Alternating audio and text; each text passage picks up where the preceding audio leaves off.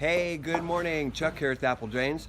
Today we are in Kissimmee, Florida, which is really right beside Disney World. It's just a few miles from here. And typical Orlando job. Of course, we're going to be moving some water. And this is a real typical problem here in Florida, almost always back here by the pool lanai. And they've got a low spot. Water floods their patio, and they really can't use it after rain. Let me show you what's going on. So remember, it's always a good idea to locate your main water supply, or if you've got gas out front, make sure you locate those things so you know where to shut things off, just in case you hit something. Of course, you can see we called all this in. You can see it's all located, and all the utilities are coming right over here to this side of the house. We're actually working in the back, and there's lots of pipes back there that are not marked. There's irrigation, and there's the pool return line. So all of that, none of that is marked, but always call and get these things located before you do anything. So good rain last night, and you can see this water just sitting here, and it's all through the entire yard. I mean, if you look where I'm standing, you can hear it. It's just totally saturated all the way down through here. And over here where the guys are starting to pull up some of these pavers, you can really see the water. And this is because groundwater is high, but neighbors' yards higher. Downspout drains are draining into this direction. And of course, when they excavated this pool, they left some soil out here, and all this grades back towards the pool and the lanai. So what we're gonna do is put in some French drain, starting down there at the corner. We're gonna pull a paver up over here as well, and start with a catch basin inside. It's actually going to come back and turn rather than come straight across, because we may add more to it in the future. So pull a paver, come out. We're going to go straight down to the fence there where Chance is standing with a shovel. We'll put a sump basin. Sump pump lifts it up and sends it. We'll go straight out to the side street over here, and it'll discharge off to the side. We may actually pull a paver over here as well. I can see where they're really sinking over here. So we might pull a paver over here and put a catch basin in as well. We'll just see how this goes, how quickly it drains once we dig this trench. So these guys are making quick work of this, even though it's underwater. You can see all the groundwater here, and makes it kind of interesting because we can make this work even though we're digging through grade. In other words, we're digging uphill about halfway to get it before it drops back down to the sump basin. So the line's fairly deep, and you can see there's a lot of pool return lines here. Those are always going to be an issue when you're digging around a swimming pool, but looking real good. You can see all that water coming through the trench, coming down here where Chuck's digging a sump basin. And pretty much have our trench installed, and you can see how much groundwater there is here. It's just unreal. Hardest part, yeah, it's muddy and all that, but can you see those pool return lines? We want to get a catch basin back there in those pavers, and of course it's right where we want to be. So it forced us to take our line a little deeper to get underneath of that. That doesn't sound like a big deal, but it also forces the entire trench line to go deeper so that it can run downhill to the sump basin where Chuck's digging the pit over there. But we're almost there. On the other side of the fence is our discharge, 1.5" PVC. Got a guy out there getting ready to do that.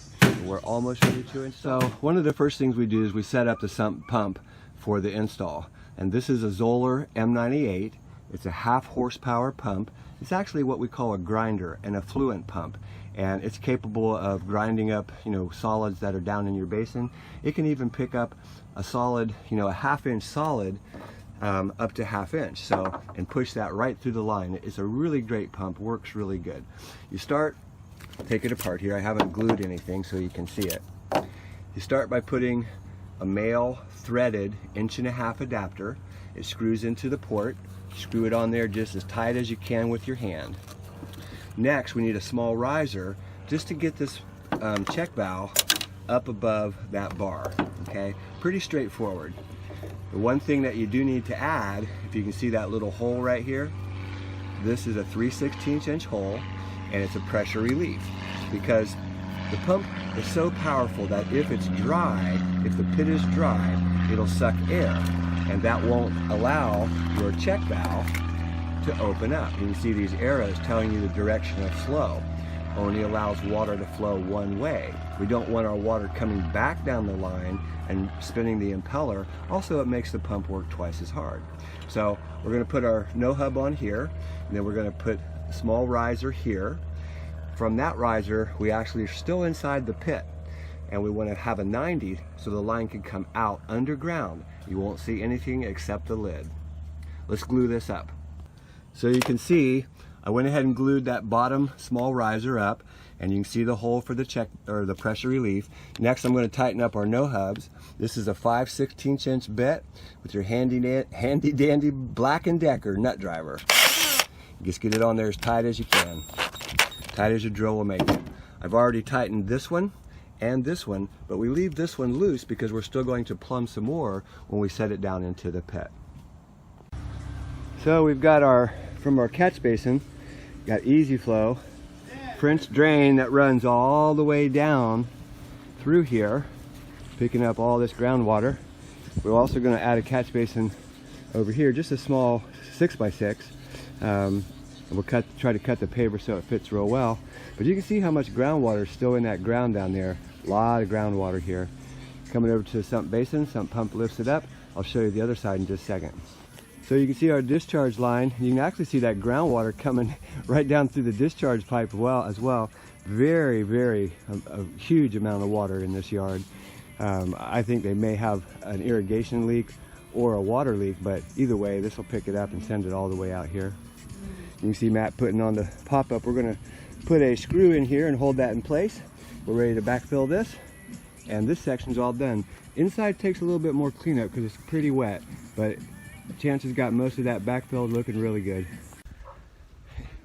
So once again, welcome to Florida. It's only about 10:30, and you can see, I mean, we're just drenched. And this is July 5th. Yesterday was the 4th of July, and hopefully you saw the live help video. It was actually a little firework display from Apple Drain saying wishing everybody a happy 4th of July. But anyways, we're almost done. Let's go ahead and review this real quick. Take a look.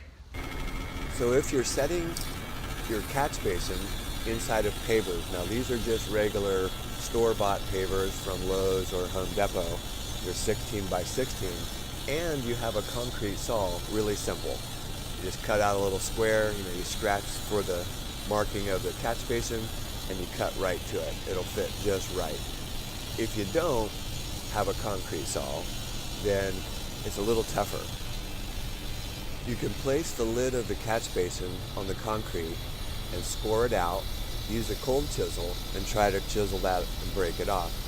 Normally you're going to break a paver or two, but you will get it in there.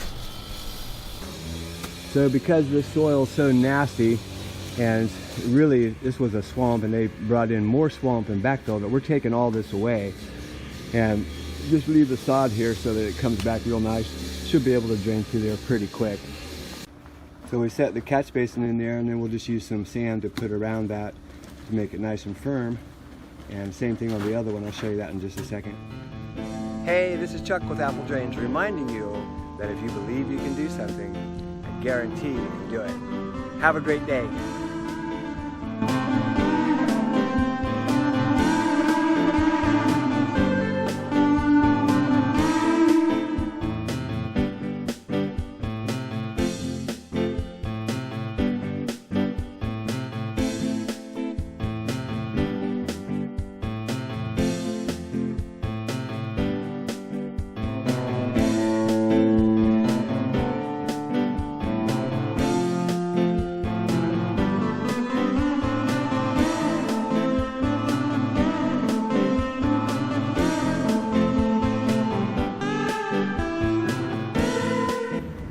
Some interesting notes, if you take a look, you'll notice, if you look closely, you'll see this water, and it's running. Can you see it?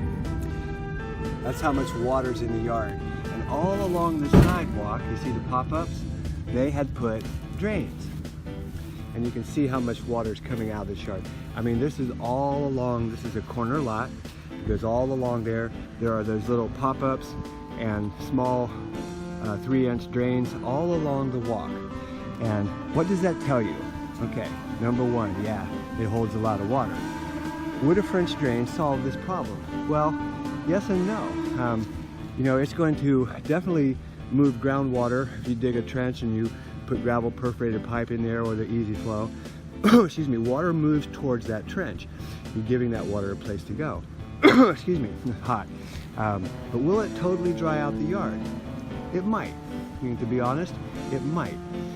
It will definitely help, and I do think that once pathways are established for water to move, that it continues to move that direction. So putting in a French drain, that gives water a place to go from all subsurface angles. But you know what? My point was, I think when I see yards like this, and you can see it's the corner lot, the whole yard is underwater. And same thing in the back where we were digging. See that crack across the driveway? That's water. That's water pressure under the drive. So what I think is that there's a county main leak and the water line's leaking, not the homeowners. They would see that. You'd have a really high bill. But I think that the county's leaking here. So if you've got that type of a problem, I had to change my shirt, but if you have that type of a problem where your yard's just constantly wet all over the place, definitely a French drain can help. Will it totally solve your problem? I think in time it will, but there's probably some type of leakage someplace. Could even be a neighbor's yard. But for this much water to be in a yard and constantly drain, kind of like the golf course community, could be that the curb drain's backed up. There's a lot of different issues that could go on, but a French drain gives water a place to go. Subsurface water rises up into the system and is carried away.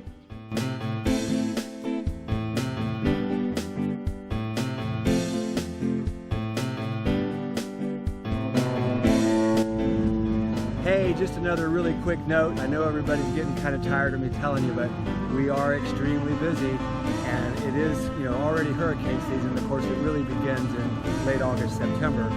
I urge you to sign up online if you'd like us to do some work for you. It's very important. Our schedule is full. Thanks.